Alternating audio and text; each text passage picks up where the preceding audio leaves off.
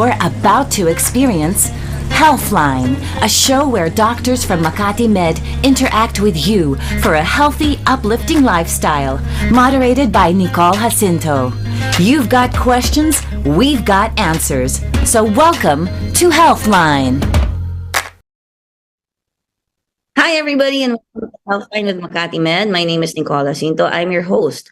While we're waiting for the doctor to come and join us and come on live, I just want to talk a little bit about the show. And I'll make a confession straight out. I am sick today. So I am not in the studio infecting people. I'm just at home having infected already the other people here. Just joking.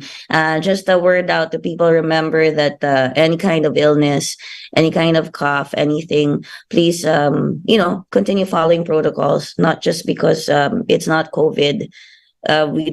It's not because if you don't have COVID, you shouldn't care anymore. You might have seniors in the house or people who have autoimmune compromised. And it's always a good practice to put in some of the protocols that we all followed during the pandemic. So anyway, today is Monday, March 27. Yes, March 27. And our topic for today is venereal disease. Actually, I think our doctor's on. Yes, hello, doctor. We have with us today Dr. 𝗛𝗲𝗵𝗹𝗁, MD. He's an obstetrics and gynecology and infectious disease specialist. So good afternoon, Dr. C. Hi, good afternoon. Good afternoon, everybody. Good afternoon, ma'am. Hi. Don't call me ma'am, just call me Nicole. So okay. Are we having, yeah, hi. Yeah. Okay. So Dr. C, yes. Let me ask you something. So you are what, we would normally call an OBGYN. And then it says specialist in infectious disease. Does this mean that you only treat infectious diseases in women, or when it comes to obstetrics and gynecology, or do you treat patients with normal pregnancies or and that kind of thing, and then you also go into those treating infectious diseases?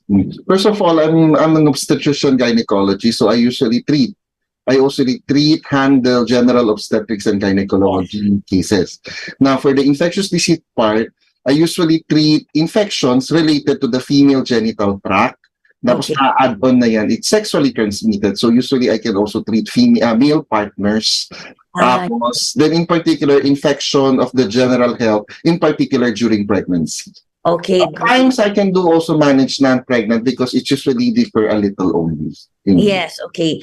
So, okay, doctor, we're talking about venereal disease. Can you tell the audience what it is exactly? Please excuse my voice. Well, venereal disease actually is an old term. Mm-hmm. It's actually, when you base on history of medicine in the Philippines, it's actually a subject dati. It's a separate subject, venerology. But nowadays, probably they already shorten it to a specific topic as part of medicine na lang. Now, venereal disease actually is a short for the newer term, sexually transmitted infection, or any infection that is any infection that you get through sexual contact. Okay, so if somebody says STD, which is sexually transmitted disease, or STI, which is sexually transmitted infection, it's the same as venereal disease. Yes. Pero more likely we shy away of using venereal disease kasi medyo old term na yan. It's an old term. So pag may nagsasabi na ganyan, probably the doctor is very old. Yes. Para bang not phase out term, pero not the usual term na that common now, especially for the younger generation doctors. Yes. Even the newer book, they won't mention that term. Yeah, it's not the word. I mean, the term venereal disease doesn't have any bad connotations. No. It's not exactly. It's more scientific rather than the common term na STI, STD. Much more easily apprehended. Mm-hmm. And the shortcut is VD. So I'm like, we're here with Dr. C and we're talking about VD. Yeah. Okay. So you've explained to us that, just to recap for the audience, that venereal, and for myself, so please jump in anytime and correct me if I misunderstood you, correct me if I'm wrong. Venereal disease is the same thing as STD or STI, which is sexually transmitted disease or sexually transmitted infection. And and you end up getting it, of course, since it's in the name sexually transmitted, when you have Sexual contact. sexual contact with different partners, no? With I mean, different partners or with an infected partner. okay. There's a question about how it affects males and females, because you also treat, as you said, partners. I wonder if we could circle back to that later. But first, I'd like to ask you, how do you define sexual contact? Like, how exactly do you get the disease? Like, how would it come? Is it like how do you define sexual contact? Okay. Sexual contact is the act of doing sex or making love, in whatever form. In the older book, when you read the real diseases, it's usually genital. Diba? Genital to genital. But nowadays, there are different sexual, usually when you say sexually transmitted infection, the lesion or the affected part is the genital area. But nowadays, because of the practice of doing sexual act, you do oral, anal. Sorry for those sensitive terms. It's okay. For the audience, sorry for those.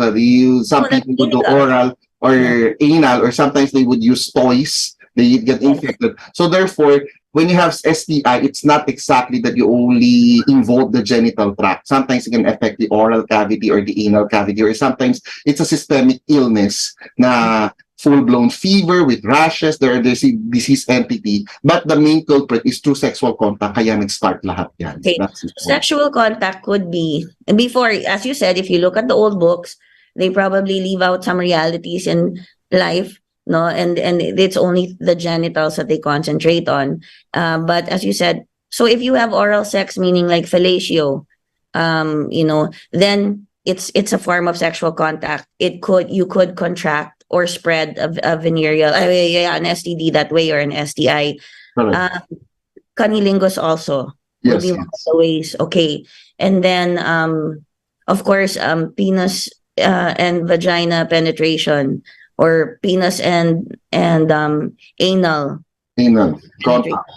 contact. So yeah, those are the ways that people have sex or make love, and or express their desires for one another, express their love for one another. It's been going on since time immemorial.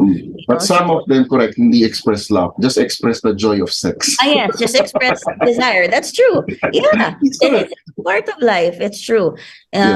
Okay, so, and then you did mention toys, because I mean, nowadays there are toys, and as you said, if a toy is infected, you get it, you clean it or whatever. You didn't wash it, you use it to the other patient. Ayun. Yeah, please wash your toys. Don't share the toys. Don't share your toy. Okay, so it's different. So when you from when you're in a playground and you say share your toys and all that. No, don't share your toys.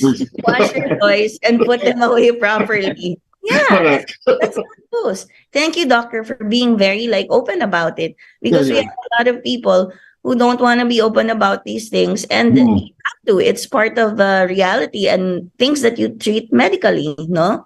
Okay, so all right. So what types of STDs or venereal diseases are there? Can you name some of the most? Okay, the most common one, because it's a lot. Sometimes may mga undiscovered yet, I don't know. But the more famous one, especially in the country and worldwide, especially in the US, just name a few kasi baka hindi tayo matapos. Yes, usually we have syphilis, we have gonorrhea, chlamydial infection, herpes simplex virus infection. Those are some. And one of the most dreaded is the HIV infection. Or the human immunodeficiency virus infection that can progress to AIDS. It's sexually transmitted infection also. Maybe we can talk just a little bit about each of these infections, because I think they are the most common, no? Yes, correct. And even, especially like in the Philippines, parang a lot of people they actually have these, and you hear about it a lot from, I don't know, your friends or whatever.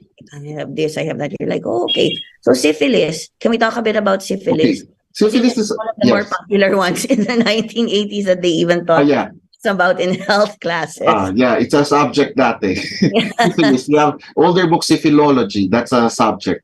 Okay. But nowadays, actually, syphilis, especially in our practice, I usually diagnose syphilis in pregnant patients, because syphilis he sometimes can get you infected without any symptom. Some would have symptoms. The symptoms of syphilis is usually vaginal discharge or vaginal ulcer, unexplained rashes. Yun. Okay? But most of the time, they get infected without any signs and symptoms, but they get positive when they get tested. Okay, and usually I see it in cases of pregnant patients because this syphilis is need to be screened during pregnancy because it can cause congenital anomaly. Hence, screen it during pregnancy to prevent the progression to congenital anomaly. Yes, ma'am. Question. Oh, sorry. I just got excited because like you touched on a point that I wanted to ask. So when you say congenital anomaly, the syphilis can be passed to the fetus. Yes. The bacteria, it can infect the growing or developing fetus that can produce congenital anomaly that is permanent. Sometimes worse, it can cause death. Okay. What type of congenital anomalies can it cause? Can it cause blindness For syphilis, it can cause tawag namin dun, it's malformation on the teeth. It can also cause meningitis to the baby. There's some bone deformities also, and that's a lot. But fortunately, nowadays, especially in our country, I saw it in a rare case only because we screen it properly and treat them during pregnancy. Oh, okay. That's okay. So that's a good thing. As you said, with syphilis nowadays, it's not. I mean, of course, it's still alarming, but the chances for getting treated are better when it comes to you being pregnant. You screen them. Yeah, that's a universal rule to screen all pregnant. Then once you get positive, treat it immediately. It's easy to treat.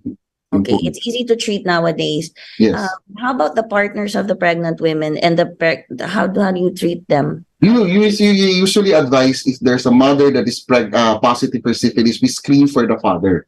Okay. Now, if the father is negative, that's it. If it's positive, we also treat them. Okay. Because there's a chance that you would reinfect the mother on the next sexual contact. Is it you treated with oral medication? For syphilis, it is treated through injection. Injections. Unfortunately, injection, give it on one dose depending on the stage. Usually, isang dose, paminsan 3 dose. That's the maximum. Well, that's a lot better than a couple of treatment at all. Where there's okay. How about gonorrhea? Gonorrhea, I will discuss it with chlamydia. It's usually the layman's term na may tulo, yun. Yes, yes. I literally see it in more of male patient because may tulo. It's for regular awareness, if you're a male patient, it's usually rare to have penile discharge. Unlike when you have a female patient, sometimes ang vaginal discharge in a female is normal. Pretty normal, yeah. Pretty normal. Pero if the amount increase, the odor becomes malodorous, there's other symptom na there's burning sensation, hirap bumihi, difficulty in urination, there's pruritus or pain, that's probably an abnormal. And the most famous that can cause that local term tulo, it's usually chlamydia and gonorrhea. They come in, they are usually the both bacteria are synergistic na they are partner with each other. Partners It's very rare na isa lang ang positive mo, yung isa hindi. Or most of the time, we assume them na nag-positive ka sa isa, more likely positive ka isa. Yun. Because their symptoms share each other. Yes, okay. And how about herpes? A little word on that. Herpes is actually a viral infection. Usually, the manifestation is ulcers. In low layman's terms, singaw. Kung may singaw kasi bibig, you have a singaw down there at the genital area. But again, with the practice now, you can have herpes in the mouth also. Okay, yes. And how would you treat it? Pills or for herpes, you treat it with antiviral. Give it oral medication. Can you cure? Okay, syphilis. Can you cure it with a medication or just? Yeah, syphilis can cure it. You can be syphilis free. Once you get the medication properly, you get treated. Okay, ka na.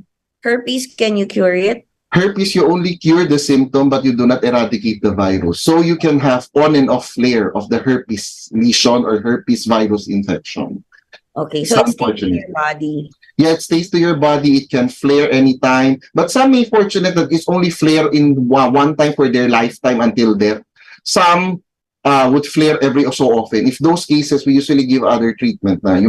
There's a maintenance treatment for the flaring up of their herpes. It's just like meron na siya maintenance med additional to the antihypertensive, anti-diabetic mo. May ganung case. Oh my God. Okay, and then when it comes to HIV and AIDS would be quite a long. One of the dreaded. And the treatment for HIV and AIDS is lifetime. We give antiviral, we treat a different opportunistic infection. HIV actually, ma'am, it's a sexually transmitted infection that you get infected. The virus gets into your body through sexual contact. But the manifestation for the infection of HIV is systemic. It's not exactly genital. That's what you're saying. So if you get infected with HIV or the human immunovirus, it can turn into AIDS. Yes. Which is autoimmune deficiency. The late stage of the HIV virus. Does it always turn into AIDS? No. With nowadays, because of the advent of the antiviral agent, when you treat the early, the patient may stay on what certain stage of HIV upon diagnosis, and he or she can survive for life with that stage, as long as the antiviral agent is compliant with the taking of the antiviral agent. Okay, so that's great to know. At least we've got, that's great to know and great for others to find out. At least we've gotten some of those things out there. Because when we talk about VD or STD or STIs, some people will just freak out, right away. Right. At least now, at the beginning of this conversation, we've established that there are things you can cure and there are things you can treat. Some things never go away or leave your body, but doctors like you can definitely help people get through these types of diseases and illnesses. Because just the important is be treated early, diagnosed early, so it's never too late. The problem is because of the patient, because of the stigma na may STI sila, they rarely see a doctor unless the symptoms is complicated. Okay, doctor, we'll just take a quick break and play some reminders about the other services that Makati Med can give us, aside from having great doctors like you who are very open and discuss these topics with us so that we can learn from you. And then we'll be right back to talk a bit more about venereal disease or STD or STI. Okay, thank you. You're listening to DZRJ 810 AM. We'll be right back after these reminders.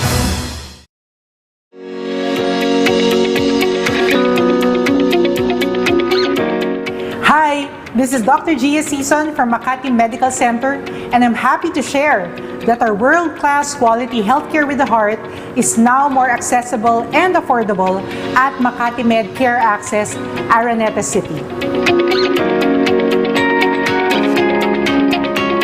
What's more, Makati Med Care Access is the only single-use hemodialysis center in Araneta City.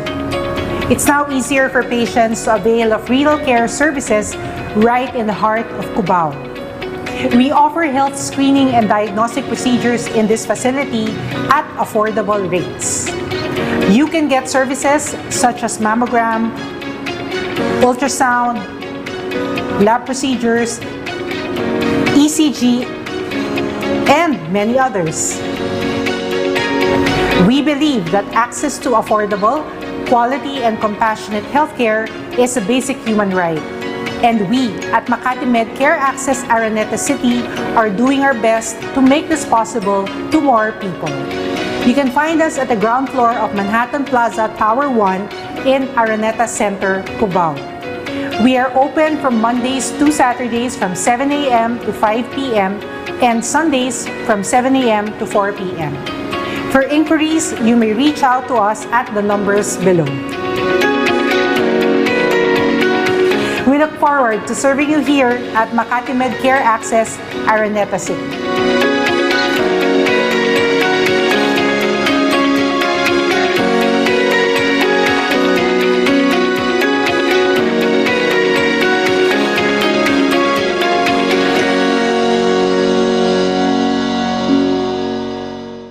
You're back with Healthline, keeping you healthy, moderated by Nicole Jacinto. Welcome back to Healthline with Makati Med. I'm your host, Nicole Jacinto. We are here with Dr. C, Dr. Valiant Lim C. He's an OBGYN and he treats infectious diseases. So he can handle everything basically. If you want to go and see Dr. C, he can handle if you have cases of whether you're pregnant or not, he can take your case, and he also happens to be an infectious disease specialist when it comes to STDs, STIs, or as he said, the old term VD, venereal disease. Hi, Dr. C. How are you doing? Okay, how was a short break for you? Okay. I have to admit to the audience, as I said earlier, I'm sick. I took my medicine, and then medyo tinungga ko ng konti yung cough syrup. Hindi ko na mineasure kung ano yun. Let's go ahead. Let's talk about it. Let's have as much fun as we can today. I mean, we can stay healthy, or get healthy again, get back to condition, stay informed, and learn so much. I just want to give you a compliment. You're really good at explaining things and communicating with our audience. So I want to thank you for that, and thank you for coming on to the show. And I hope you guests again to talk more about either the same topics or other topics, because I'm sure there's always room for more. It can't all be covered in one session. Okay, Doctor, earlier we were talking about some of the STDs, no? And you mentioned them. And then you also told us how we can get it, which is obviously through sexual contact. But I asked you to define it. It's not just sexual contact is not just as you said in the old books, they will say man to woman, the penis penetrates the vagina. Or that it's we're also talking about penis and vagina, and then we're talking about penis penetrating the anal cavity or the anus, and we're also talking about oral sex. For men, it's fellatio. Doesn't matter if it's two men or a woman, and who gives the man fellatio. And for women, it's cunnilingus. So, and the toys, you mentioned the toys. I'm so glad you're up to date to that, because apparently people don't clean their toys, and they share their toys when they, come on guys. Okay, medyo, nagamit na yan. O sige, ikaw naman, ganun ba yun? Probably I'm not or nagamit na, hindi mo lang hinugasan. Tapos Oo, ganun. ulit. Oo, gamitin ulit. Tapos pinahiram I don't know, ng klaseng kaibigan kayo, wag nyo na lang i-share yan. Ito naman ang mo, ganon, di ba? Okay. So, hey, Doc, can you give us some of the common signs and symptoms for venereal disease? Na, I know you mentioned it earlier, pero you were talking specifically about chlamydia and gonorrhea. Pero when should you go see a doctor? Okay, if you're a female, when do you start thinking, I feel this and I should go see a doctor? Because you said earlier that syphilis, minsan the woman doesn't feel anything, Yeah, no? correct. And you find out because the woman happens to be pregnant, and you screen for syphilis, because syphilis is a disease that can affect the fetus. The unborn children, yes.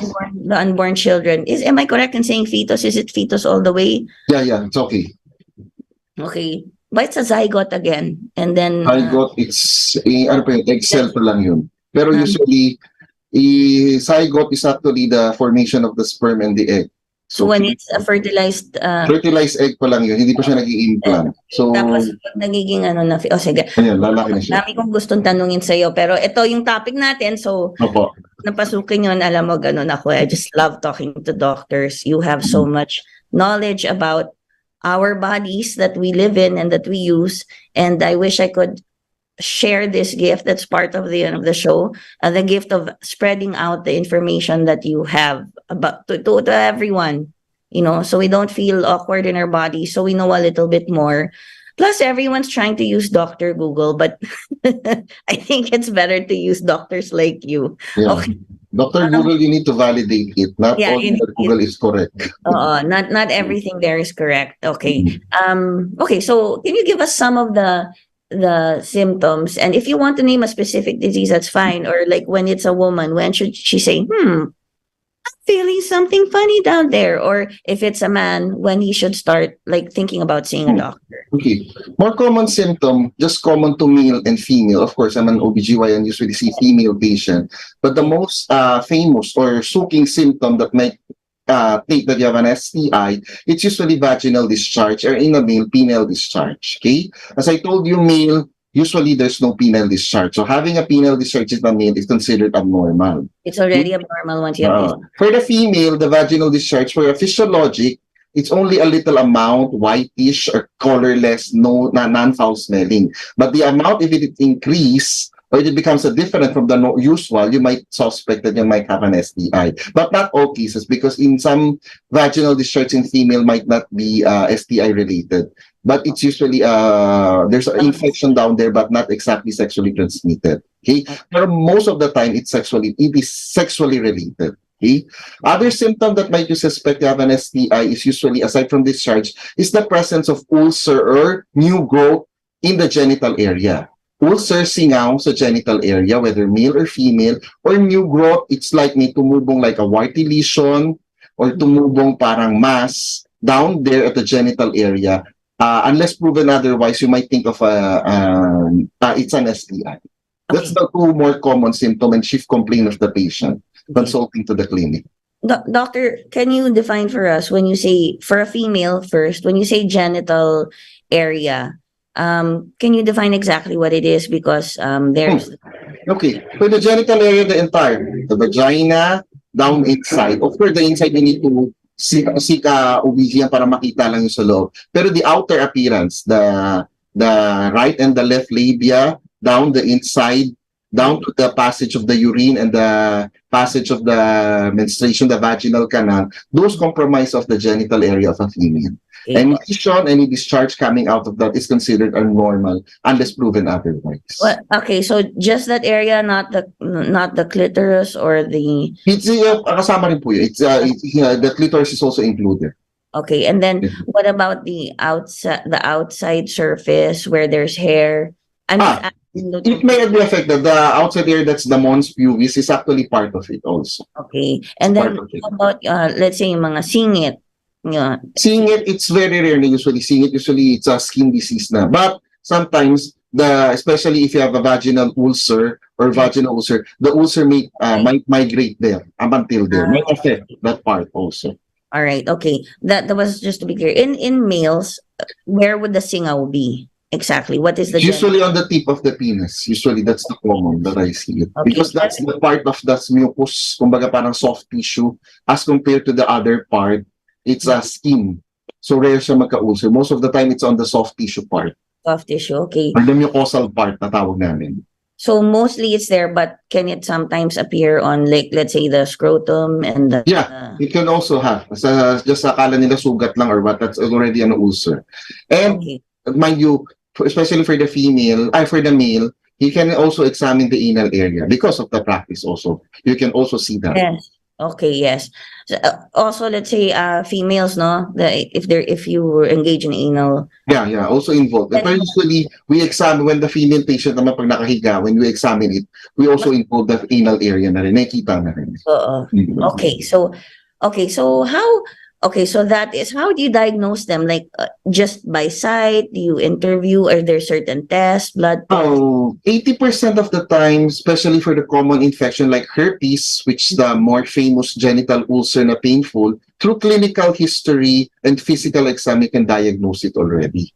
Rarely we add additional tests. Now, for the different vaginal discharge, 80% of the time, through clinical history and gross examination of the discharge, we can already diagnose it. Additional test is when you doubt it or the treatment that you give is not responding. You might think na iba pala tong sakit na to, or the patient is sigurista, you want to confirm that the illness is that hindi niya matanggap na STI yan, you might as well do the test to show her that your diagnosis is correct. You know, doctor, I really love you. You're so candid. It's so true. It makes me laugh. The patient is sigurista. Because it's hard for people to accept na ano sila. They also go through something with their partners. Like, what? Diba? It's walang aamin. It's one of those illnesses that you treat where your patients are freaking out, not just because of the disease, but emotionally. Where did I get this? Where did I get it from? You know, that and they get mad at their partners if they're uncertain of their partner's fidelity. Tapos sila pala ang unfaithful. Yes. So nagsisisihan sila. Yeah, so you know, you also have that drama when you deal with the patient. The important is you counsel them properly. How did they get it? and then inform them that it is treatable. It's not, because most of the time they are so dreaded that it's already a lifetime. Yeah. It would ruin their genital area or it would ruin their career. Kaya, they'll get mad at each other. Yeah, they get mad at each other, and also sometimes, it may have come from one person and they didn't know because they never got it diagnosed, or they never got tested for it. Okay, so just to recap what you said, the ways of actually doing it so that people are more informed and they know. So they go see you, let's say female, or who would a male see? A urologist or? Some would be sick. I have some walk-in male patient because they see that it's an infectious. They would just ask my secretary if I treat STI. Sabi ko, I do accept also because they are treated the same actually. Okay, good. Okay, so you since you treat STIs, they can go to you too, and then so it's basically when you say clinical, it's you interview, you have to interview history. Yeah, you look at the area. Yes, examine. Have you ever had people lie in their history and you're like, I know this person? Lying, it's not, but during the first part of doing the history, I kept on asking if you do this, if you do that, because what he or she complaining is compatible with that. She would claim na wala. At the end of the story, I do not know how to treat you because it's not compatible. Tapos aamin na sila, ay meron po lahat. So, lahat ng hindi niya, oo lahat pala. You have to be like a detective. They have to understand that you're not judging them. No, yun. You're there to treat them. One thing I wanted to bring up, because there is such a stigma around it. Yes, correct. That's it. That's a proper term. People will lie and say, no. Then, you're a doctor. You're going to find out anyway, or you're going to see something. People, like, I can see you're really the type of person who doesn't judge people. You're there to treat them. That's why you got into it. I usually emphasize them that don't worry, what we are talking is within the room. Then afterwards, I won't tell you. Sometimes when I examine them, I examine them one by one. Tapos, kung may gusto silang aminin, I won't tell the other partner because it's a professional communication with us. Doctor-patient confidential. Doctor, yeah. So with that, nagiging comfortable sila. They would confess what did they do, what did they had. So that's why it can all explain my conclusion. Kaya pala ganito ang mga sakit ninyo. Exactly. But I guess you've been faced with like both of them confronting each other in front of you, and you're like, I know what happened. And where anything, or umaamin na lang sila at that point. Dapat dyan, confronting, I will just say, kayong dalawa mag-usap. Okay? Yeah, I'm just here to treat you. I'm not your counselor. Okay. I'm just having to treat you medically. Can you refer them to a counselor for their mental health issues in dealing with? Yeah, we can refer them, pero usually it's not that necessary. Yeah, they deal with it on their own. Umamin lang sila, they will just get well. Accept each other. Yeah, okay. So, just to recap, the clinical history means when you're interviewing them, I wanted to highlight on this, when you're interviewing patients, they should be as honest as soon as possible, but it's okay if you're used to, you will break it down like a detective. You're not there to judge them. You're there to cure them. So, but of course, it happens. You don't want to tell the doctor everything right away. You feel vulnerable. People feel vulnerable. They don't want, or they just don't want to accept it, or they just don't want to confess it. Nagamamatay sila, wala. Okay. And then, do you think that's also difficult? I mean, because in another society, people will just confess it to you because you're the doctor. I mean, do you think it's a societal thing? It's actually a culture thing, I think, in our country. I'm not so sure. I've not practiced in the Western country, in the US. Pero I think when you go in the other countries, parang STI is very common illness that they would tell that they have sexual contact with another person, tapos with at least, so I want to come here for treatment, parang ganun. In our country kasi, especially in our culture, medyo conservative pa tayo sa lagay na to. Conservative pa gawa. Yun nga, conservative pa rin sa lagay. So, they're not confessing that they have multiple sexual partner in the last night, in the past 3 days, mga ganun. Kumbaga parang there's still a notion na nakakahiya yung ginawa nila. Okay, so maybe people shouldn't be too ashamed of what they have done. Yes, and then well, tell the doctor. I always say, like, you can't really lie to a doctor when it comes to curing Correct. Yes. Usually kasi when I'm asking the history, especially for sexual contact or sexually transmitted, I ask when was the last contact? When was the last talaga? Tapos, how many partner did you had in the last when it is it? Kasi even I have one patient na sabi she has no sexual contact for the past year. Sabi ko, how can you have infection like this if you really have no sexual contact? Tapos eventually, aamin niya, meron daw ng isang gabi. Oh, edi yun, isang beses lang daw. Okay. One time is a one time. Yeah, it's still sexual contact. Yeah. And sometimes if you're lucky enough, you get infected in the first time you get sexual contact.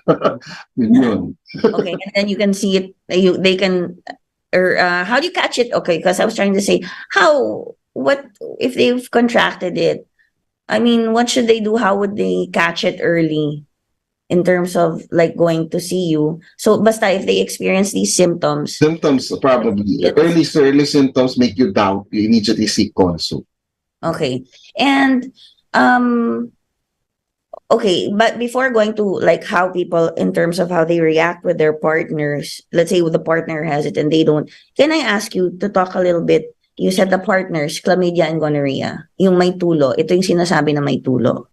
Okay. Because it seems to be very common, you know, in the Philippines for men. Like they were the ones who would complain and say, ay, may tulo ako, tapos sasampalin ng asawa. Walang hiya ka, nagtrabaho ka lang sa ibang lugar, bumalik ka na may tulo. I've seen a lot of that. Yeah, okay. Don't ask me where I've been, but I have been everywhere. And also acting as a referee. Pero, you know, yeah. So can we talk about that? Usually, honestly, in my little years of practice, the tulo for the male, just to share to you, Yeah. for the male patient that I have tulo, unfortunately, those male patient as actually engaging into male-to-male contact. Kaya wala siyang problem sa partner niya. Yun. Usually in male-to-male contact sila, less, ano man sila, I mean, they're not on a serious relationship. They're just only having sex for fun. Now, for a couple of having that, usually I saw it the other way around. It's already the female that have signs and symptoms of tulo.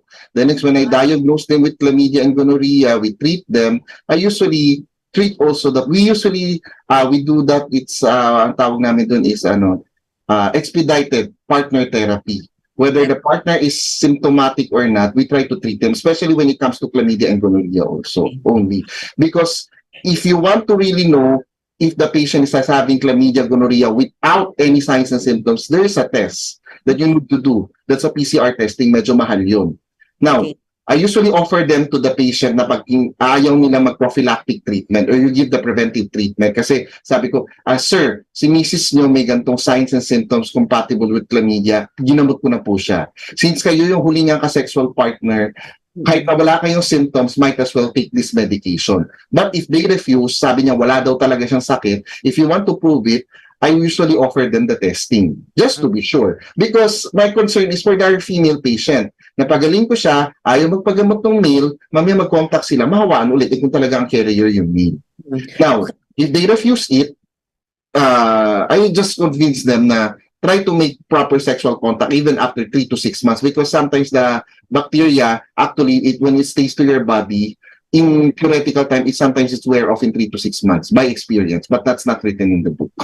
Okay. So, kusang gumagaling. Mamaya dyan, nasa notion ng audience, kusang gumagaling. Hindi.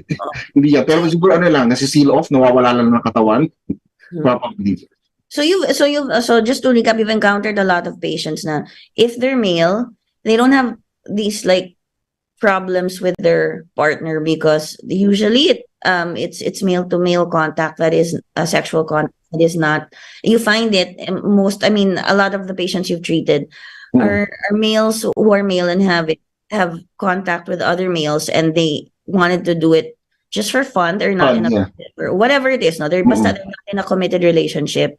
Yes. And many times, what happens is when the women start seeing who are partnered up with male partners, the females who are partnered up with male partners start getting signs of chlamydia or gonorrhea, and they come to you and they get treated, and then you have a hard time sometimes to the male patients convincing them that they should also get treated because of course if they slept together then they pass it around. No matter where it originated, right? So what you also want to tell the public na hindi yan nawawala. It doesn't just go away. So you treat both partners, but there are some men who insist they don't have it. So you offer the way to diagnose it is you treat the female already, but you do have a kind of PCR test for gonorrhea. Yes. But it's not widely available in our different hospitals. Oh, okay. And it's expensive. Mas mura pa magpa-treat kaysa magpa-test. Promise. Okay. So, what should a person do if their partner, if their partner has the disease and they don't? Should they automatically get treatment, or is it dependent on what disease they have? It depends on the STI also. But most of the time, you wait for your partner that is infected to be treated. The window period usually is based on the book. It's usually 3 weeks. For example, the female patient had gonorrhea, chlamydia. You treat them with the medication. Then ideally wait for 3 weeks and retest them. Now, if the retesting is negative, sexual activity can be resumed. Okay. Okay, so that's assuming the other partner doesn't have it. Doesn't have it. Okay. And okay, so 3 weeks, usually the sexual activity can resume. But that's how long it takes to make sure that it's kind of safe. How about the treatment itself for certain venereal diseases or for certain STDs or STIs? How long does that take? Are there follow-ups or? Okay. Usually, for example, for syphilis, if it's in the early stage, you just give 1 dose of treatment, that's it. Now, unfortunately, for the follow-up for syphilis, it usually take months, 6 months to 1 year, retesting. But usually, during the interval time, we usually allow the sexual contact to resume. Now, for chlamydia, gonorrhea, it's only treated given 1 shot of antibiotic, the next oral medication for 1 to 2 weeks. After that, that's it. We usually examine the patient or advise the patient. You look for your signs and symptoms. If your signs and symptoms really improve or disappear with the treatment, we can assume that you are getting well and you are basically free of the infection. We assume na wala na siyang sakit kasi wala na siyang signs and symptoms. You mean they don't go back to you just to check? Some patients would go back to me. Some, nawawala na sila. I think, gumagaling na kasi sila. Wala na silang naramdaman. So, they assume na magaling na sila. Doon, happy na sila. Too shy to come back or they don't want to deal with that. Yeah. I usually advise them to come back after treatment. Pero most of the time, some would basically get lost to follow-up. Yeah. Because siguro magaling na sila. Kaya, wala na sila. Yeah, what if they're not? Let's go spread some more love. Ganon, Doc. Pag wala, if they're not improving, it's either they seek other doctor and come back to me. But most of the time, because of the present regimen of the antibiotic and because of what we counsel to the patient, most of the time they are compliant to follow the precaution during treatment. So most of the time they get well naman. They are, they get rid of the infection properly. And most of the time, the antibiotics and whatever other most of the time antibiotics. You inject it in the patient. Inject and oral form, both. Inject and oral. So, sorry, go ahead, doctor. You were describing that. It's usually for example, for gonorrhea and chlamydia, we give a single dose of injection. Then I follow up with oral medication. Take it for 2 weeks. I usually advise them to take both because some of the patient, after nila ma-injection yung oral medication, siyempre, you cannot monitor them. You just give the prescription, ask them to take it at home for 7 days. You warn them that it should be taken with the injection or else it would not be effective. Okay. Especially in pregnant patient or mga gusto po magkaanak, I usually warn them na pag hindi mo to nainom, there's a chance na magiging infertile ka in the future. Which, and then most of the time, siyempre matatakot sila, they would take it. Or, I said that the infection might spread, or you won't heal, paulit-ulit and discharge more. It's really true that it can have not a dormant effect, probably, in the infection. Sorry. But you just mentioned the word dormant. Doesn't that happen with the other types of herpes that people have? Yeah, the herpes, usually yun na nagiging dormant po. And then, also, I mean, I have that question, the herpes virus, or Yes is po. it related? Is it kind of like, when you get chickenpox, it's always in your Hindi. body? It's the chickenpox is also a herpes family, pero Okay. iba siyang, kumbaga ibang pinsan nila. Ito Iba, simplex virus. That's the term. That's the whole name. Herpes simplex virus. herpes simplex, okay. Ah, All right. It magpinsan sila, but it's a different family. And Yeah. once you chickenpox, parang it Well, lodges near For your chickenpox, I think when you have chickenpox, after you recover it, you get rid of the chickenpox na. Okay, Hindi siya stay. it doesn't stay in your body. What No, no, causes no, no. shingles? Anyway, sorry, I'm going into Shingles, ang shingles Oh. naman, shingles, it's naman, reactivation of the previous infection. Not exactly nag-stay siya dun. Kasi, just to na-mention mo na, because I have one patient for STI, bothered siya that she has herpes infection. So I'm counseling her about, during the time of pandemic, so teleconsult, I cannot examine her. So during the time, she would take the herpes infection niya, blah, blah, blah. Because eventually, when I asked them to describe the lesion, it's actually a herpes zoster shingle. Sabi naman sa panesti, ay sayang oras natin dito. It was herpes zoster shingle, yeah. Akala niya, herpes is all herpes. Hindi, sabi ko, zoster is not an STI. So which one is the para The STI, it's the herpes simplex virus or shortcut HSV. HSV, herpes simplex, and then Virus. Yeah, and I know sometimes that comes up, so I just wanted to ask you, no? Because it happened nga to you during the pandemic. She thought you had an STI, yung pala. Yeah.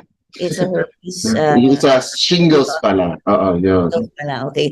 Okay. And okay, so I think we should take a short break, doctor, and we'll be right back. So everybody stay tuned. Such an interesting discussion, and I love how open and candid Dr. C is. And if you're living in the Philippines, or if you're living abroad and watching us, you can get to know a little bit about some of the things about Philippine culture, where when we talk about sex or STDs, STIs, it suddenly becomes taboo.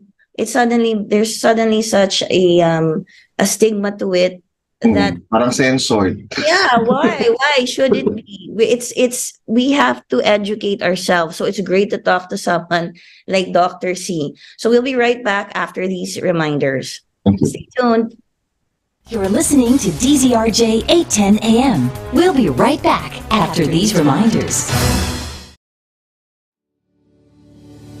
World-class quality healthcare with a heart is now more accessible and affordable with Makati Med Care Access. I am Dr. Jacinto from Makati Medical Center. Our mission is to serve and provide compassionate care and excellent service to everyone who needs it. And now, we are bringing our renowned brand of world-class healthcare to where you are. With Makati Med Care Access, we have expanded our services beyond the hospital premises to serve you in convenient locations where you can avail of premium but economical healthcare.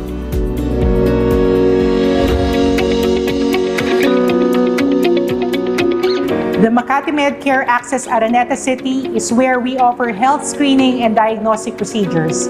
Here, you can get services such as mammogram, ultrasound, lab procedures, ECG, and many others. What's more, Makati Med Care Access Araneta City is the only single-use hemodialysis center in Araneta City. This makes it easier and convenient for patients to avail of renal care services right in the heart of Cubao.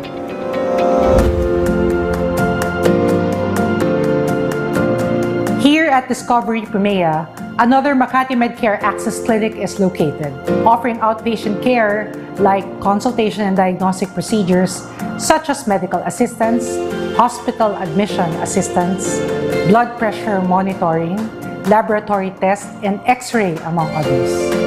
This is really convenient for those residing in Makati and nearby communities who do not want to proceed to the hospital to have these treatments and procedures done.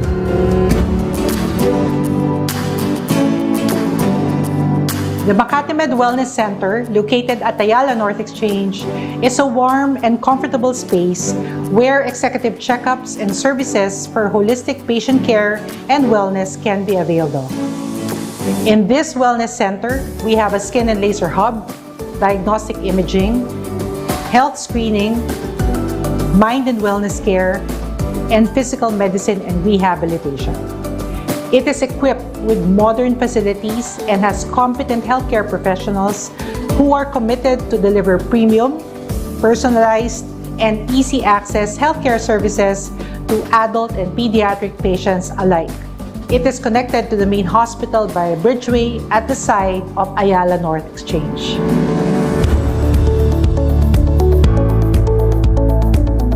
To make our services more accessible to certain areas, the Makati Med Mobile Care Access was launched. As the name suggests, this service is mobile. We go to where you are. Mobile Care Access deploys a team of professionals for face-to-face consultations and to conduct basic laboratory and diagnostic procedures, as well as vaccination and testing, depending on what your community needs. We can go to any location of your choice within the metro and conveniently offer healthcare services to fit the needs of any community or group. For added convenience, different modes of payment are available, inclusive of HMO benefits for those with a valid letter of authorization. Now that is truly accessible healthcare. All these additional locations under Makati Med Care Access are meant to make it easier for more people to avail of our services. After all, access to affordable, quality, and compassionate healthcare is a basic human right, and we at Makati Med are doing our best to make this possible to more people. For your healthcare needs, please visit us at the following Makati Med Care Access Centers or contact us to come to you and allow us to take care of you.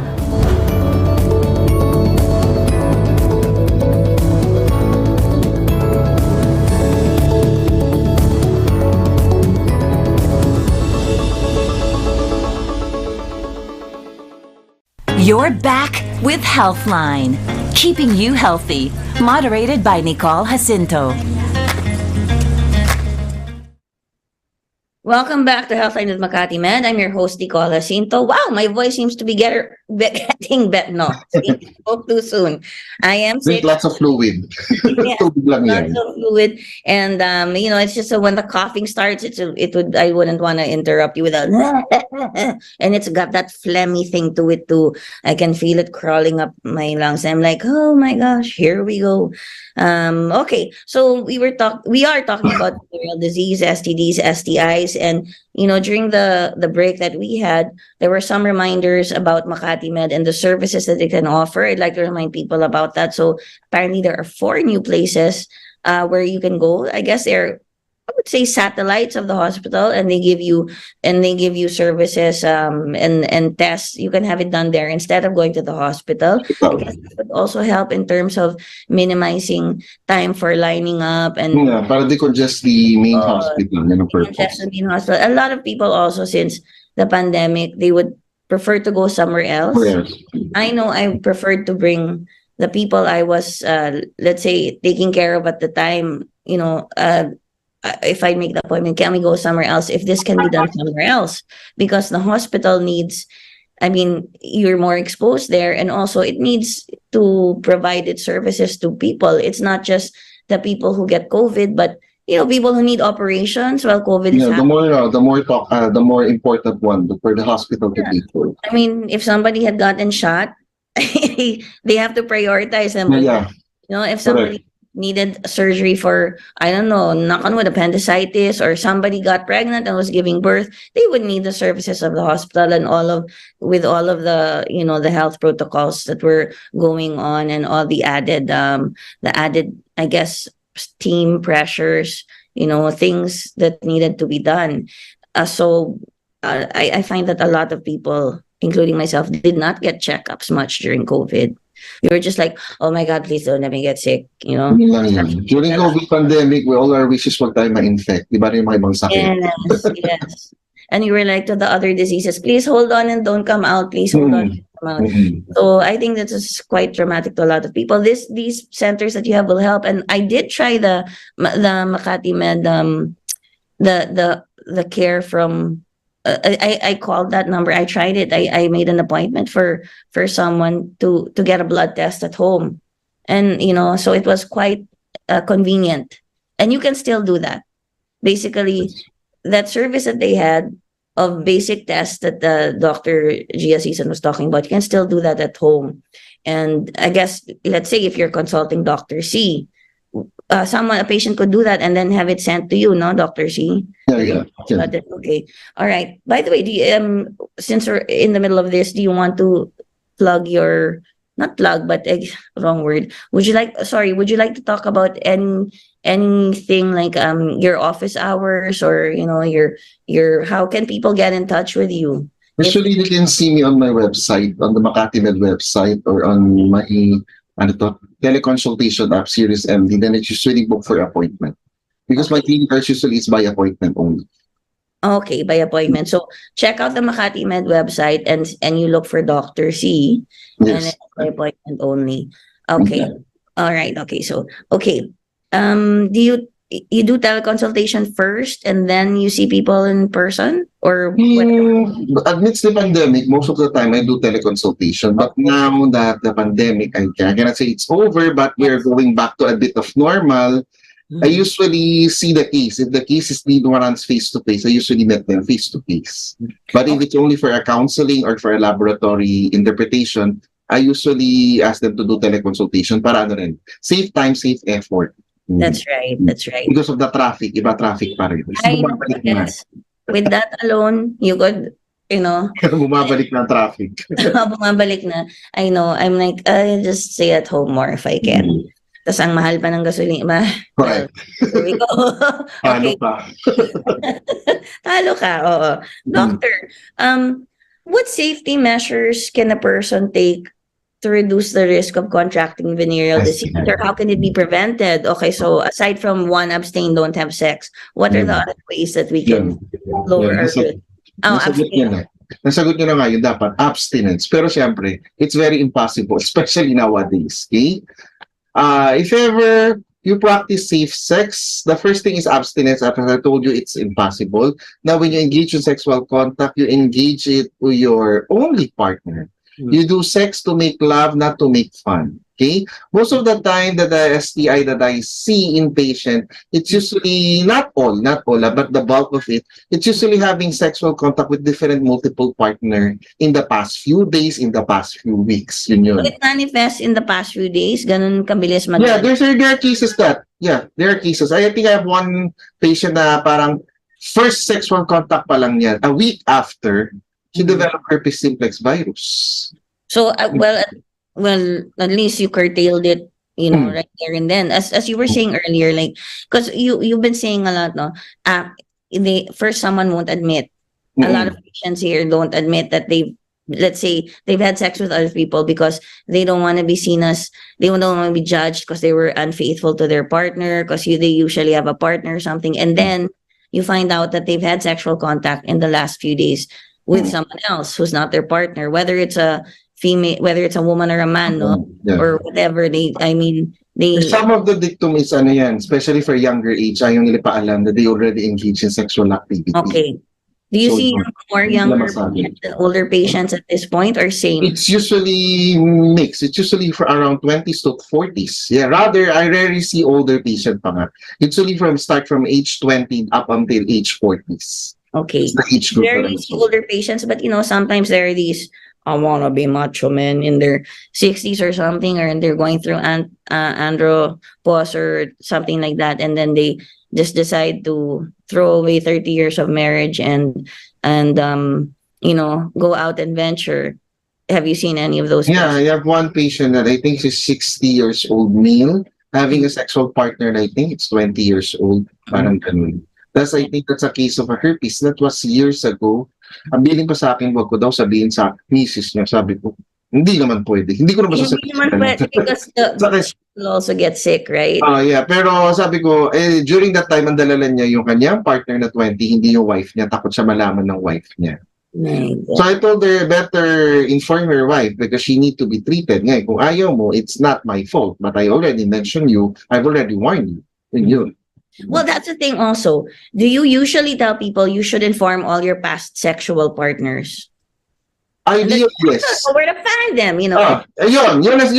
Correct. Exactly. Yun ang sagot nila. Hindi ko na alam kung nasa yung mga iba. Hindi ko nga kilala yung mga iba well, as I told you, yung mga kilala mo lang, go. Pero even it's for herpes, that's usually because that's the one that can have a chronic infection that you get infected without knowing it. But for the acute one, like the herpes or the chlamydia rather and the gonorrhea, usually I ask them yung mga last sexual contact for the past few weeks, not exactly for the past few years. Okay, so great. You know, this is so educational because if it's chlamydia or gonorrhea, maybe for those you've slept with the past few weeks, tell them because before that they may not have it. Not exactly. Yeah. It It's may very not real. have it. Although, better if you can ask them all if they really had signs and symptoms, but not exactly it. Pero, unfortunately, honestly, ma'am, when you ask them, when you inform them na nagkaganyan, it's very rare to contact trace because those partner na nakapartner nila already had contact with different na. At dadami sila ng dadami. Hindi mo matitrace lahat.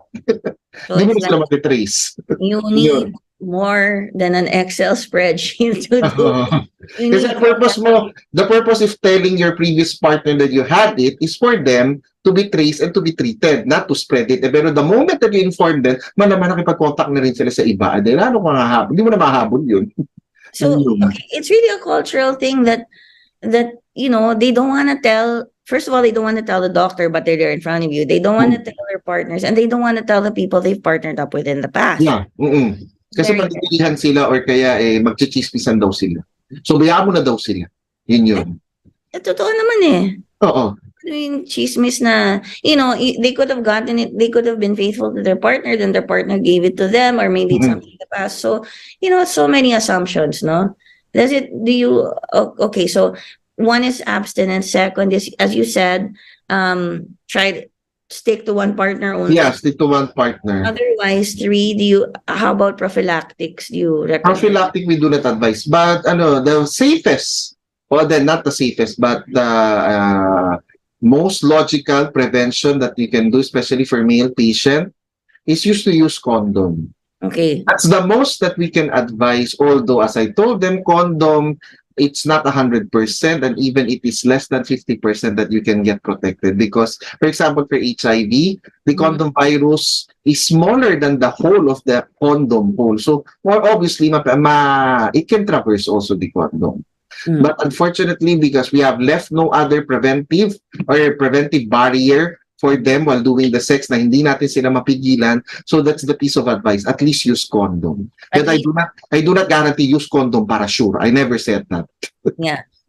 So condoms it is not 100% sure that it will prevent the spread of STI or the acquisition of STI in your part, especially for the male. But it's one of the things that can help using condom. Yes. I guess some people say, well, it's just an oral sex type of thing, and it's weird. Like, why would I use a condom? How about in cunnilingus? Like, there are female condoms? Are there any female? Yeah, there are female condom, but they're not. I think they're not widely available in our country. I think. Saka, if it is available, I think knowledge of applying it or how to use it, I think di rin nila alam. Okay. Well, I hope that our country becomes more.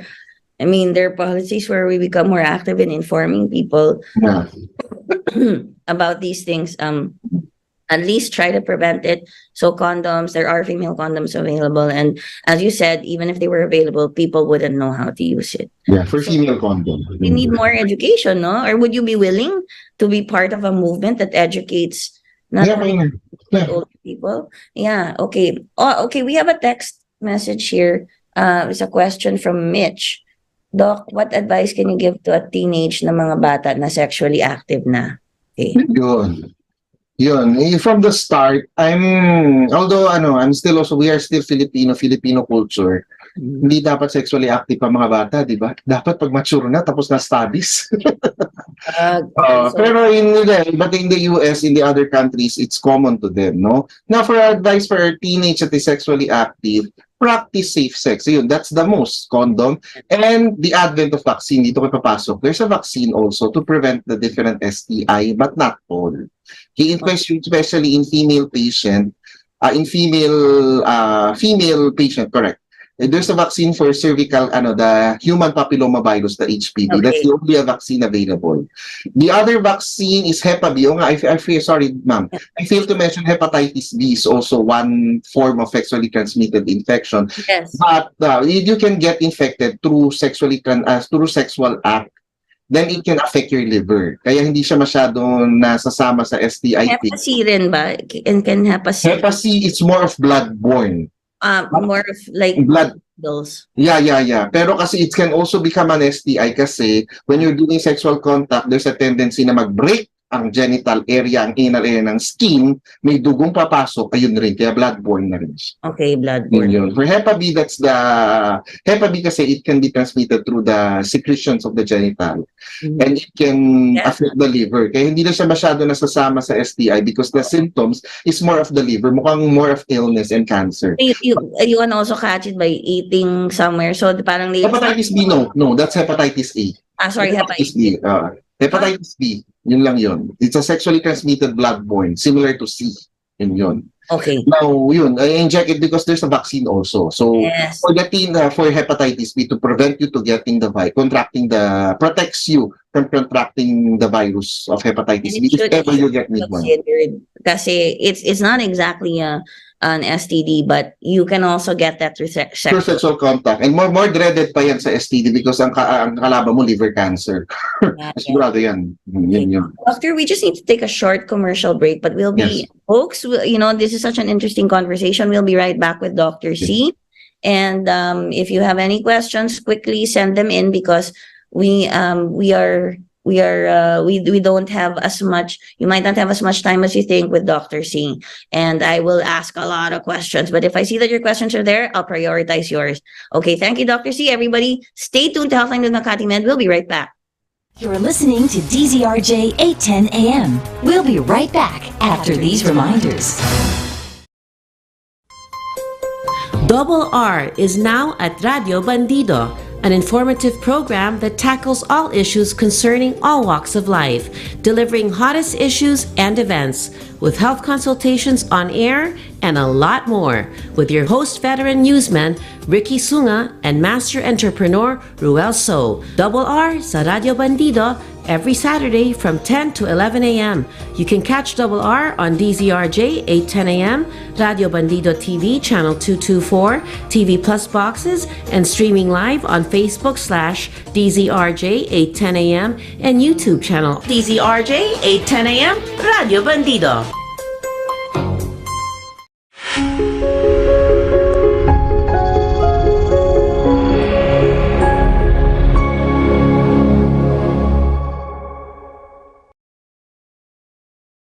Welcome the newest addition to our lineup of explosive anchors, a veteran broadcaster, a sports news anchor, race car driver, columnist, and reporter, 𝗛𝗲𝗁𝗵𝗹 and his program Free Spits. Free Spits, a parody of free speech, a right we always abuse. Free Spits, freewheeling discussions, no holds barred. Free Spits, the real sentiments of the Filipino people. Free Spits and 𝗛𝗲𝗁𝗵𝗹, Monday to Friday from 5 to 6:30 p.m. on Radio Bandido TV, Channel 224 Sky Cable, TV Plus boxes, GMA Affordable box, and all DTT boxes. Also heard on DZRJ 810 a.m. Also seen on Facebook/DZRJ 810 a.m. and YouTube channel DZRJ 810 a.m. Radio Bandido. Bangon na! Tanghali na! RJ na!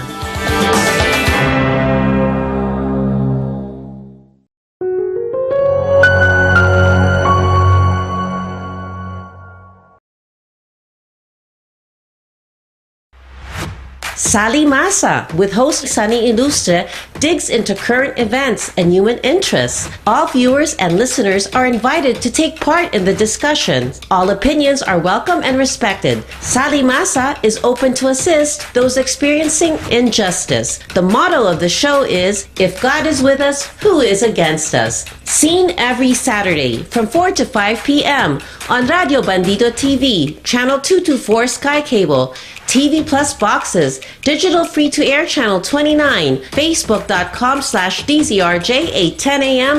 or on YouTube, Channel DZRJ 8:10 a.m. Radio Bandido. Serbisyo publiko ba ang hanap mo? Programang tutulong at aalalay sa iyo. Tuwing linggo, Carmen Ignacio, Mark Anthony Ignacio, Miss Teresita Amansek, Malasaki Kapwa. 2 oras ng aksyon, ng tulong, ng puso. Malasaki Kapwa. 1:00 hanggang 3:00 ng hapon. Malasaki Kapwa.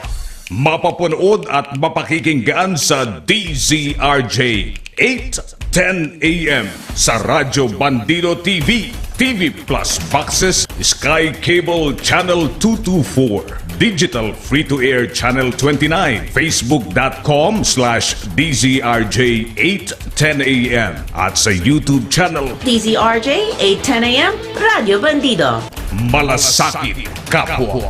Aksyon, tulong, puso, Malasakit Kapwa.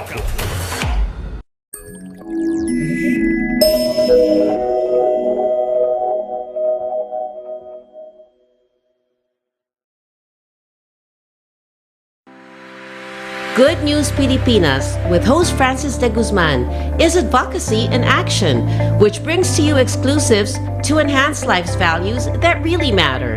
This program also brings forth guideposts on scriptural truths, giving hope to nations. Watch and listen on Radio Bandido TV every Sunday from 12 noon to 1 p.m.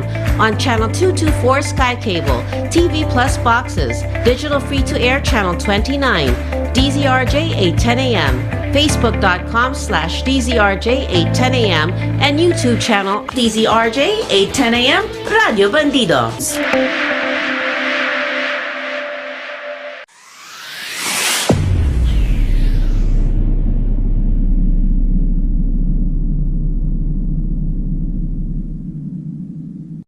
Join Arnel Doria as he explores the world of travel, transportation, road safety, and the environment. Tune in to Good Trip every Saturday at 1 to 2 p.m. on Radio Bandido TV, Channel 2.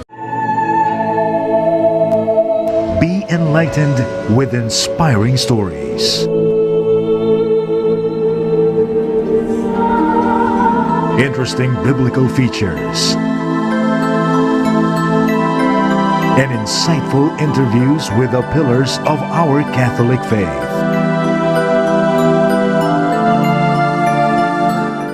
Power to Unite with Elvira.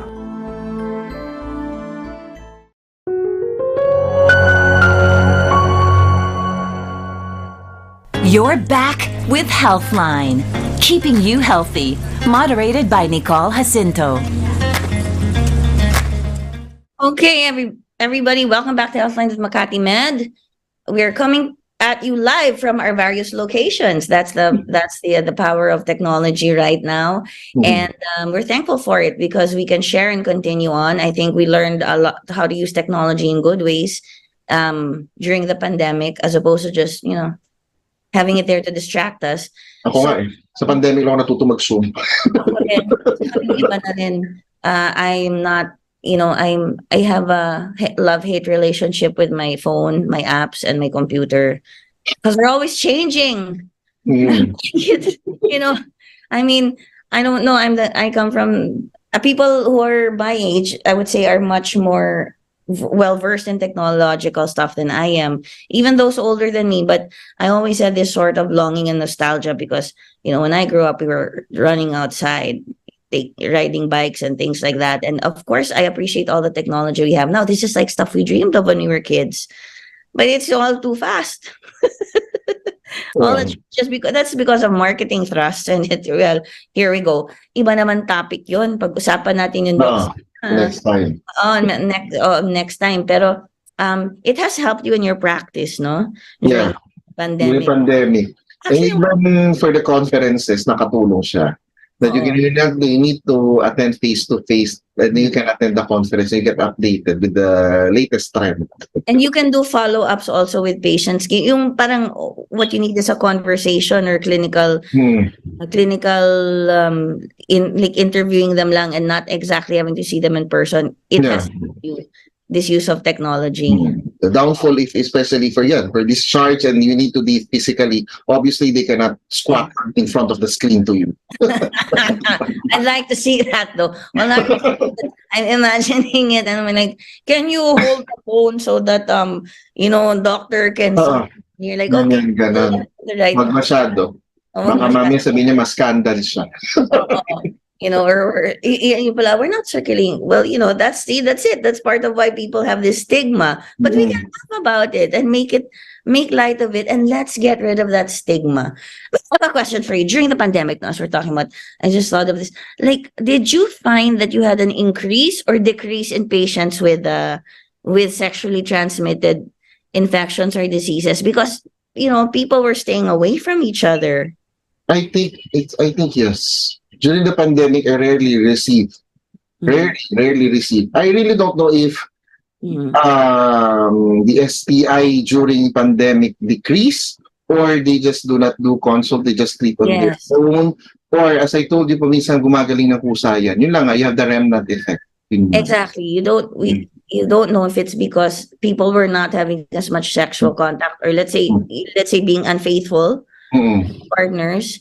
Or because they simply weren't going to hospitals and consult. So they're not going, or I think they're self-medicating.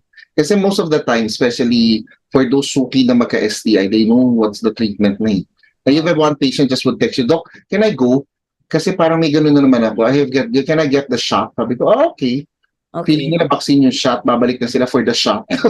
Vaccine from STDs. Feeling na nila, they would just text me na, parang may ganito naman akong naramdaman, parang last time. Dok, pahingi ulit ng shot, tapos gumaling ako dito, give the medication again for 1 week, pwede mabiling ko na lang. Para okay na, yun na yun. Or they concocting their own remedies here.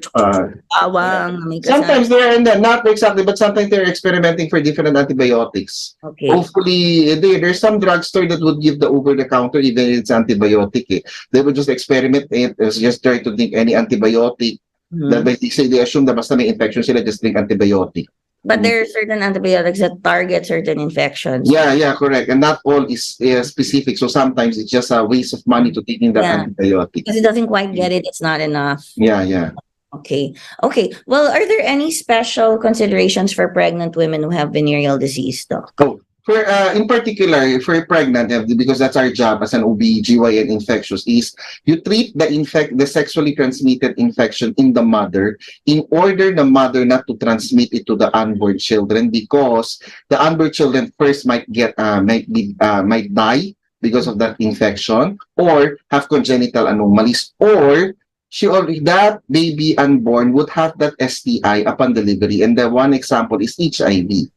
In HIV infection, the reason why we are treating the HIV pregnant is not to transmit the HIV infection to the baby. As I told you, in older patient, you get HIV through sexual contact. But in the newborn, kawawa naman, bagong panganak, HIV positive na. Okay. How would the babies, the unborn, the fetuses, how would they get the disease? Would it be through passing? The first is, I think, in utero, inside the uterus, through the placenta. So it can break down that these diseases, these STDs, certain STDs can break through that the placenta. The placental barrier, they can pass through. Yeah, they can pass through it. That's the first thing. Which ones are the ones that can? Syphilis, you mentioned earlier. Syphilis, hepatitis B, and HIV. The three of them can. Yeah. And can we just really quickly about HIV? Can you tell us about what is HIV, the term? So it comes from HIV is actually in sexually transmitted infection wherein the virus is sexually transmitted or blood-borne, but most of the time it can see in genital secretion. Once transmitted into the infected person, it would attack the immune system of the patient. that decrease the immune system, and hence the patient would be high risk for the different opportunistic infection. And most of the time, they succumb to death if left untreated with a different opportunistic infection. When you see opportunistic, you can see this infection only in plants and animal. Because we as a normal people with normal immune system, those infection can be seen flying around in our environment, gets into our body, our immune system seal it off. But for HIV patient na walang immune system, when they get it get infected and even succumb to death.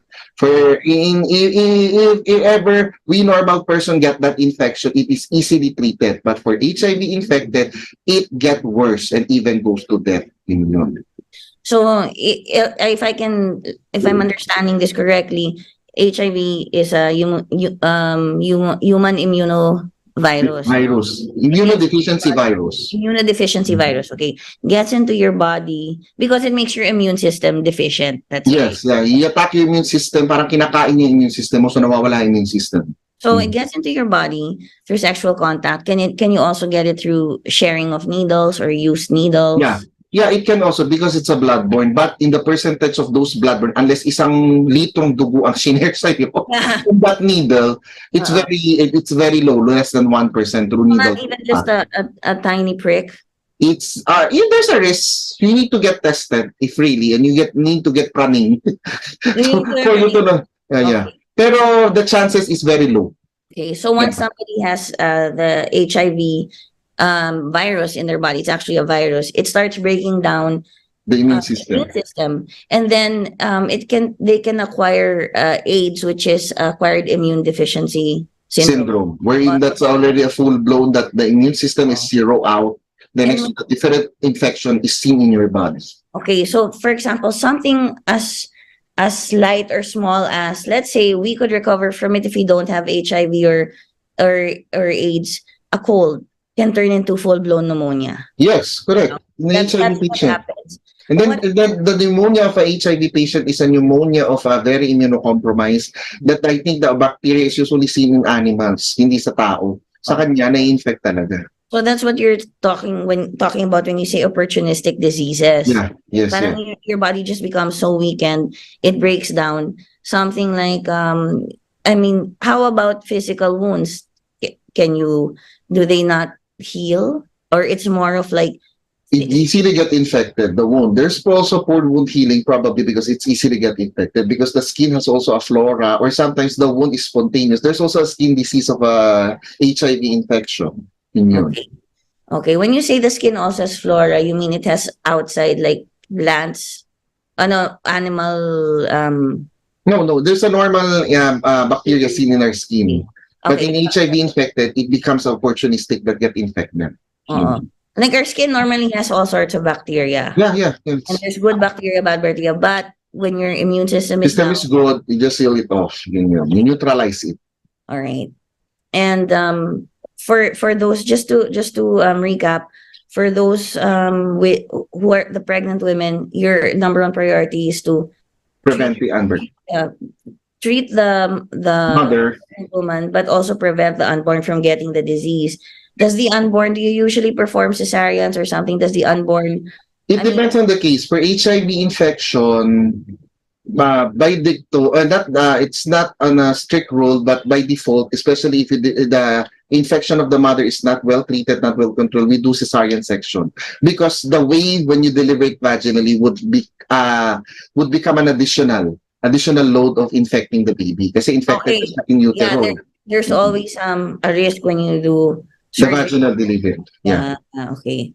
But not all case. But in other STI, you can do normal delivery. Okay.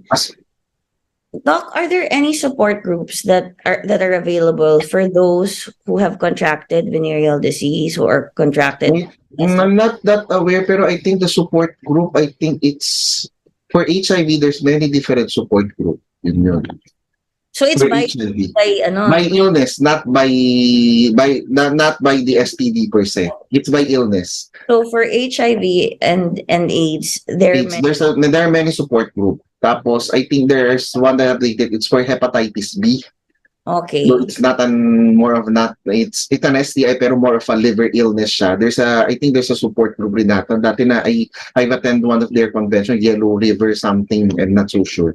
Now for the different illness like sorry? Yellow because of jaundice. Yeah, because of the jaundice. I read it on journal lang, tapos naka-attend ako ng isang nila, parang lecture group nila, yun, parang. So I'm not so sure for them. You're Now, not sure. for the different STI like chlamydia, gonorrhea, wala namang ganun. Wala namang support group ganun. Because it's acutely ill. But I'm not so sure sa mga sexually active, baka may sarili silang society. Oo. Underground din dahil sana we could talk about this. I mean, in society, no, and like more also, we contacting and working with medical professionals like yourself and others, maybe psychotherapists, to help people get through their illnesses, or I'm sure some relationships have been shattered.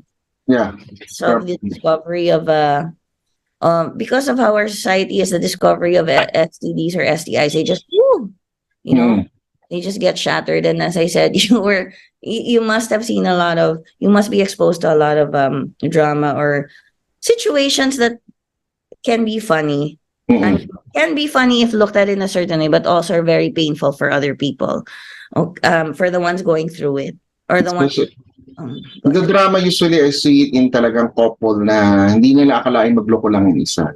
Pero I rarely see that, unfortunately.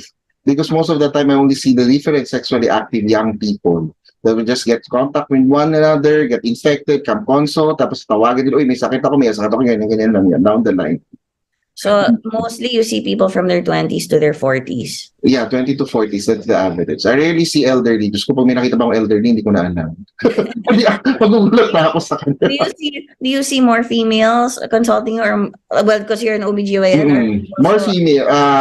For the female partly, yes. That's for the male, I also see some. It's actually equal. Okay. Yung mga male rin. Okay. All right. So actually, there's a texter who just texted, Doc, we learned a lot from you. Thank you so much. I'm reading it from Isa. Okay. Thank you, Isa, for tuning in to Healthline with Makati Med. Doc, I would like to echo what Isa said, and I would like to thank you so much. I know a lot of people can learn from this show because of how you explain things and the situations you came up with, and because of how candid you are in talking about it, right? And, no, I mean, it would be harder to talk to someone who doesn't even want to face it, but you're a doctor and you face it every day, so things have to be said. And I would also like to, and do you have any final words for the audience tonight before we end the show? Okay, for me, even concerning STI, especially for pregnancies and OBGYN, get tested for the different STI because we can prevent the development of STI or we can treat them at least. Okay? Now, practice safe sex. Or worse is you do abstinence. But I think it's impossible nowadays to become I do it. I can do it. Similar. I can do it. I can do it. Abstinence. Okay. Would like to meet you someday with a mask, but to hang out. I know you don't have time to do that. Maybe I'll book a consult just to talk to you more. These are very interesting things. These are very apt things. They're very applicable to society, to people, I guess, from 20s to their 40s. So it's for everyone. So thank you very much for being a guest on Healthline with Makati Med Doctor. Another spectacular doctor with a spectacular topic. Things we need to hear about. Things we need to know. I had such a great time with you today, and I hope you'll come and talk about other things.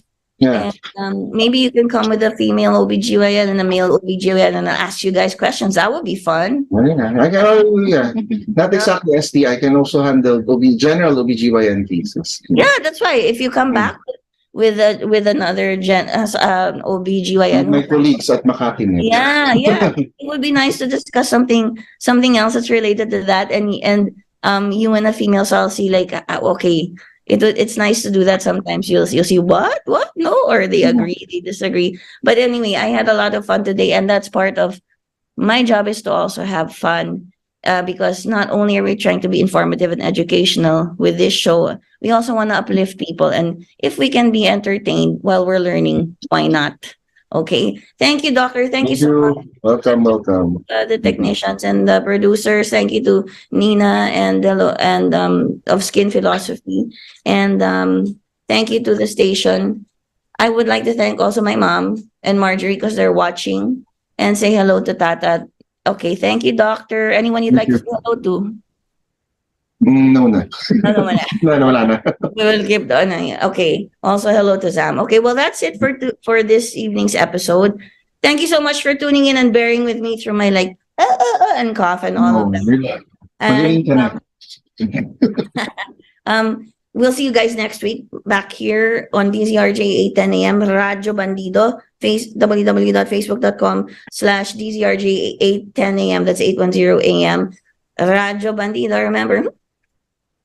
Okay, guys. Take care. See you. Bye. Bye. Bye. Thank you for tuning in to Healthline with expert doctors from Makati Med, giving you the chance to interact, uplifting your lifestyle. Moderated by Nicole Jacinto. Tune in again next week for your